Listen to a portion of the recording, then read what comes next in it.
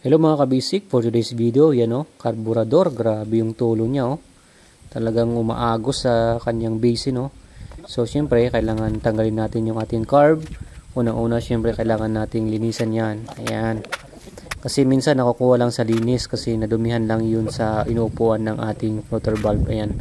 So meron ngang dumi talaga siya sa may base niya, Kaya ayan, sabay natin na linisan din yung kanyang main jet, pilot jet din para good na yung kanyang idle at acceleration na rin para sure tayo. Yan, linisan natin lahat yung mga butas-butas. Check natin dapat walang barado na butas dyan. Ayan, yung ating floater. Ayan, floater valve. Ayan, so dapat malinis lahat. Ayan, so patience lang sa paglilinis ng carburetor para maganda yung ating motor, yung andan niya. Ayan, so tanggalin na rin natin yung kanyang tunuhan para malinis na rin.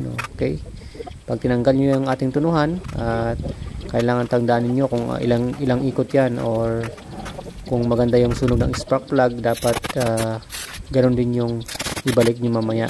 Okay, ayan, na ikot niya. Ayan, so yung mga lahat ng butas dun sa may carburetor natin dapat malinis, especially yun yung inuupuan ng ating floater valve, dapat malinis yan.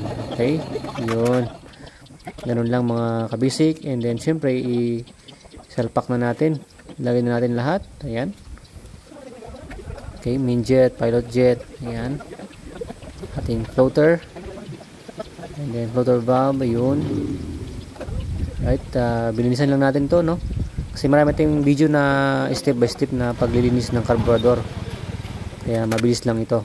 Ayan, yung tatlong screw nya, right. Yun, salpak na natin at try na natin kung talagang wala ng tulo, kasi na-check naman natin yung yan pala, huwag kalimutan ng linisan din yan. I-check yung kasi madumi yan, yung piston ng ating carburetor, madumi sa loob, nakita natin, kaya linisan natin. Okay, so ayan, so na-check natin yung floater valve, okay naman. Kaya ayan na, may gas na pumasok, nakabit na natin. Yun, wala nang natutulo, so siyempre paanda rin natin. Ayan, alright, so yun lang mga kabisik. Thanks for watching. Please like, share, and follow. God bless everyone. Alright.